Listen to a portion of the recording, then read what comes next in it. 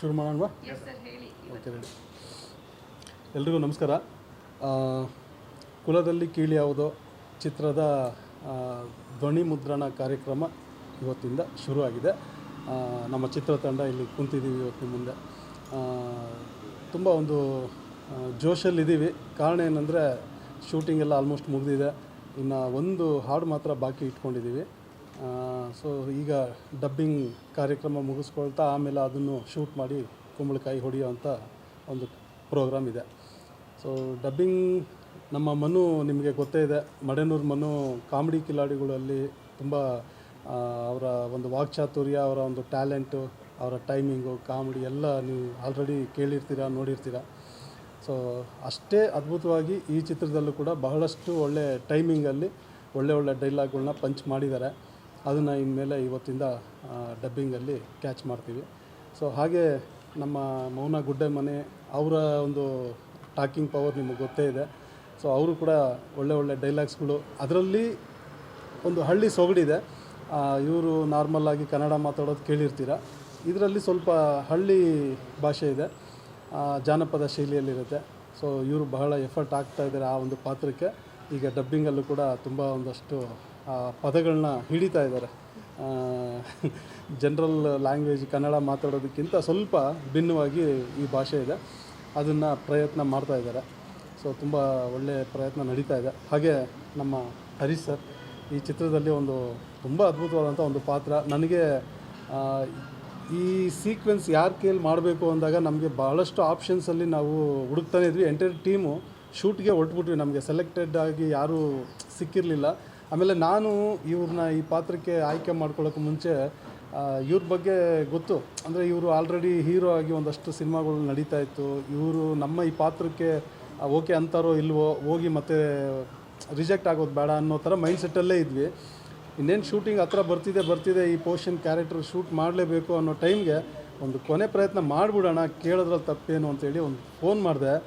Sir ಯಾವುದಾದ್ರೂ ಏನು sir, ಎಲ್ಲ ಸಿನಿಮಾನೇ ಅಲ್ವಾ ಅಂತ ಒಂದು ಮಾತು ಹೇಳೋದು ನನಗೆ ಅವತ್ತು ಭಾಳ ಖುಷಿ ಆಯಿತು. ಪಾತ್ರ ಚೆನ್ನಾಗಿರಬೇಕು, ಸಿನಿಮಾ ನೀವು ತುಂಬ ಹಾನೆಸ್ಟಾಗಿ ಮಾಡ್ತಾಯಿದ್ದೀರಾ, ನಿಮ್ಮ ಟೀಮ್ ಚೆನ್ನಾಗಿದೆ, ಸೊ ನಿಮ್ಮ ಜೊತೇಲಿ ನಾನು ಕೆಲಸ ಮಾಡಬೇಕು ಅಂತಂದರು. ನಮಗೆ ಅವ್ರ ಜೊತೇಲಿ ಕೆಲಸ ಮಾಡೋವಂಥ ಒಂದು ಭಾಗ್ಯ ಈ ಪಿಕ್ಚರಲ್ಲಿ ಸಿಕ್ತು.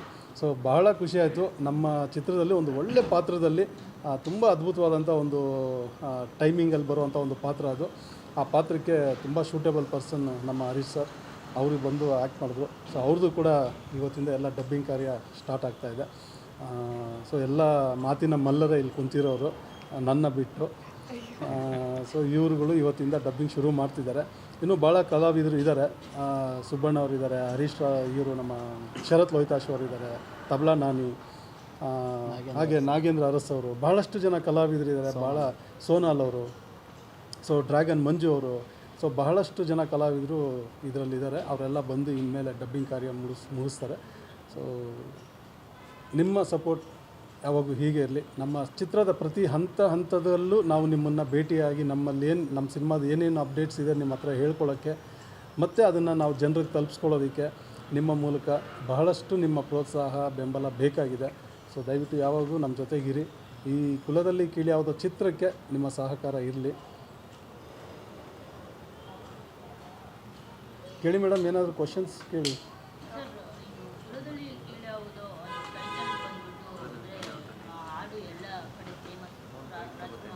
ಹಾಂ, ಖಂಡಿತ.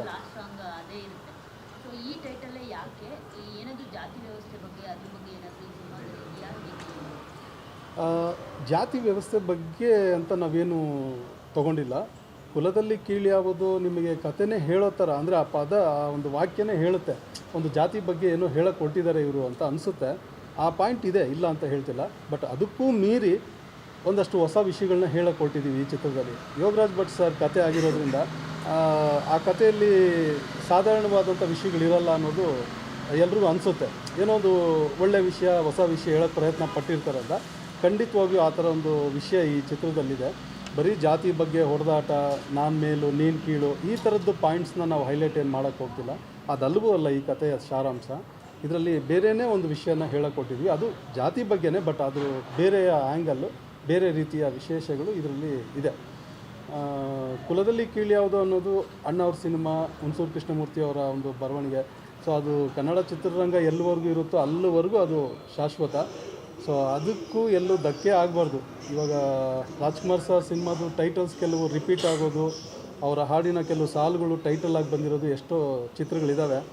ಕೆಲವು ಸರಿ ಕೇಳ್ಪಟ್ಟಿದ್ದೀನಿ ನಾನು ಕೂಡ, ಅಣ್ಣವ್ರ ಸಿನಿಮಾ ಹೆಸರುಗಳನ್ನ ಹಾಳು ಮಾಡಬೇಡಿ, ಅದಕ್ಕೆ ಧಕ್ಕೆ ತರಬೇಡಿ ಅನ್ನೋದು ಕೆಲವು ಸಂಘಗಳ ಪರ ಎಲ್ಲ ನಿಂತು ಮಾತಾಡಿದ್ದಾರೆ. ಬಟ್ ಈ ಚಿತ್ರ ನೋಡಿದ ಮೇಲೆ ಖಂಡಿತ ಅವರೆಲ್ಲ ನಮಗೆ ಸಪೋರ್ಟ್ ಮಾಡೋಕ್ಕೆ ನಿಂತ್ಕೊತಾರೆ. ಯಾಕೆಂದರೆ ತುಂಬ ಒಳ್ಳೆ ಕತೆ, ಆಮೇಲೆ ಒಂದು ಒಳ್ಳೆ ಪ್ರಯತ್ನ ಮಾಡಿದ್ದೀರಾ.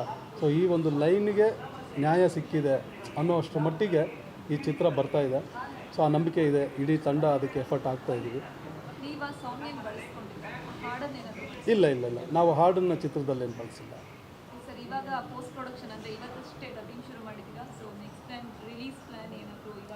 ಆದಷ್ಟು ಬೇಗ ಬರೋಣ ಅಂತ. ನಮಗೂ ಈ ಸದ್ಯದಲ್ಲೇ ಡಬ್ಬಿಂಗು, ರೀ ರೆಕಾರ್ಡಿಂಗ್ ಈ ಕಾರ್ಯಕ್ರಮಗಳೆಲ್ಲ ಮುಗಿತಾ ಇದ್ದಂಗೆ ಆದಷ್ಟು ಬೇಗ ಜನರ ಮುಂದೆ ಒಂದು ಮಾರ್ಚಲ್ಲಿ ಬರೋಣ ಅನ್ನೋ ಪ್ರಯತ್ನ ಇದೆ. ಸೊ ಎಲ್ಲ ಆದರೆ ಕರೆಕ್ಟಾಗಿ ಮಾರ್ಚಲ್ಲಿ ಬರ್ತೀವಿ.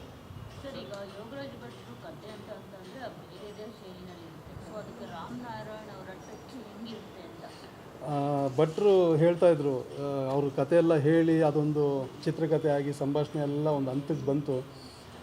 ಅವ್ರು ಅಂತಿದ್ರು, ನಿಮ್ಗೊಂದು ಅವಾರ್ಡ್ ಸಿನಿಮಾ ಕೈಯಲ್ಲಿಟ್ಟರು ಅದನ್ನು ಕಮರ್ಷಿಯಲ್ ಸಿನಿಮಾ ಮಾಡಿಬಿಡ್ತೀರಾ ನೀವು ಅಂತ. ಸೊ ಇಲ್ಲ ಸರ್, ಅದೊಂದು ಮುಂಚೆಯಿಂದ ಅಭ್ಯಾಸ ಆಗ್ಬಿಟ್ಟಿದೆ.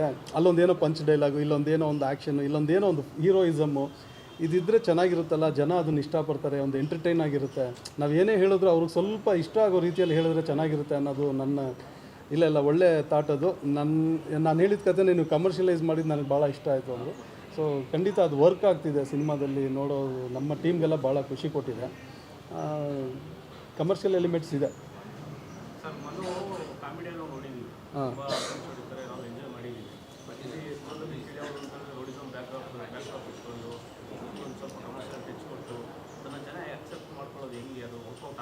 ಇಲ್ಲ ಇದು ರೌಡಿಸಮ್ ಬ್ಯಾಕ್ ಡ್ರಾಪ್ ಎಲ್ಲಿ ಇಲ್ಲ ಅಲ್ಲ. ಇಲ್ಲ, ರೌಡಿಸಮ್ ಬ್ಯಾಕ್ ಡ್ರಾಪ್ ಅಲ್ವೇ ಅದು, ಎಲ್ಲೂ ಲಾಂಗು ಮುಚ್ಚಿ ಇಟ್ಟಿಲ್ಲ. ಗದೆ ರೌಡಿಸಮ್ ಸಿಂಬಲ್ ಅಲ್ವೇ ಅಲ್ಲ. ಅಲ್ಲ ಓಕೆ, ಇದರಲ್ಲಿ ಒಂದು ಆ್ಯಕ್ಷನ್ಸ್ ಇದೆ, ಇಲ್ಲ ಅಂತಲ್ಲ. ನಮ್ಮ ಕಥೆಯಲ್ಲಿ ಒಂದು ಆಂಜನೇಯನ ಪವರ್ ಒಂದು ಪಾತ್ರವಾಗಿ ಅದು ಇಡೀ ಕಥೆಯಲ್ಲೇ ಫಾಲೋ ಆಗುತ್ತೆ. ಇಡೀ ಕಥೆಯಲ್ಲಿ ಆಂಜನೇಯನ ಒಂದು ಆಶೀರ್ವಾದ ಇದೆ. ಸೊ ಅದು ಕತೆ ಒಳಗಡೆ ಹೇಗೆ ಕನೆಕ್ಟ್ ಆಗಿರುತ್ತೆ ಏನು ಅನ್ನೋದು ಚಿತ್ರ ನೋಡಿದಾಗ ಅರ್ಥ ಆಗುತ್ತೆ. ಸೊ ಆ ಥರದ್ದೊಂದು ಪವರ್ ಈ ಕತೆ, ಈ ಕ್ಯಾರೆಕ್ಟರ್ ಜೊತೆಗಿರೋದ್ರಿಂದ ನಾವು ಅದನ್ನು ಬಳಸಿದ್ದೀವಿ.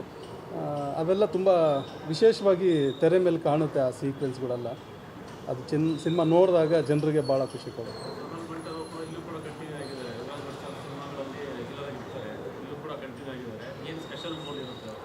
100%. ನಮ್ಮ ಚಿತ್ರದಲ್ಲಿ ಅದೇ ಹೇಳಿದ್ನಲ್ಲ, ಹರೀಶ್ ಸರ್ ಹೆಂಗೆ ಒಂದು ಸ್ಪೆಷಲ್ ರೋಲ್ ಇದೆ, ಸೋನಾಲ್ ಅವ್ರದ್ದು ಕೂಡ ತುಂಬ ವಿಶೇಷವಾದಂಥ ಒಂದು ಪಾತ್ರ. ಹಾಗೆ ಡ್ರ್ಯಾಗನ್ ಮಂಜು ಅವ್ರದ್ದು ಕೂಡ ತುಂಬ ಸ್ಪೆಷಲ್ ಆಗಿದೆ.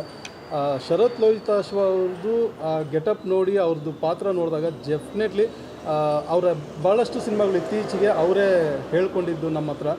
ಭಾಳಷ್ಟು ಸಿನಿಮಾಗಳಲ್ಲಿ ನನ್ನನ್ನು ಒಂದೇ ಥರ ತೋರಿಸ್ತಿದ್ದಾರೆ. ಈ ಸಿನಿಮಾದಲ್ಲೇ ಸ್ವಲ್ಪ ವಿಭಿನ್ನವಾಗಿ ಕಾಣ್ತಾ ಇದ್ದೀನಿ, ನನಗೆ ನಾನೇ ಬೇರೆ ಥರ ಅನ್ನಿಸ್ತಾ ಇದೆ ಅನ್ನೋ ಮಾತುಗಳು ಅವ್ರು ನಮ್ಮ ಹತ್ರನೇ ಹಂಚ್ಕೊಂಡಿದ್ದಾರೆ. ಅಂದರೆ ಎಲ್ಲರಿಗೂ ಒಂದೊಂದು ವಿಶೇಷತೆ ಈ ಕತೆ ಒಳಗಡೆ ಸಿಕ್ಕಿದೆ ಸರ್. ಅದರಲ್ಲೂ ಮನೋಮೂರ್ತಿಯವರ ಮ್ಯೂಸಿಕ್ಕು. ಸೊ ಅಂದರು ತುಂಬ ಜನ, ಇದು ಹೆಂಗೆ ಮನೋಮೂರ್ತಿಯವರು ಈ ಕತೆಗೆ ಹೆಂಗೆ, ಅವ್ರು ತುಂಬ ಲವ್ ಆ ಥರ ಒಂದು.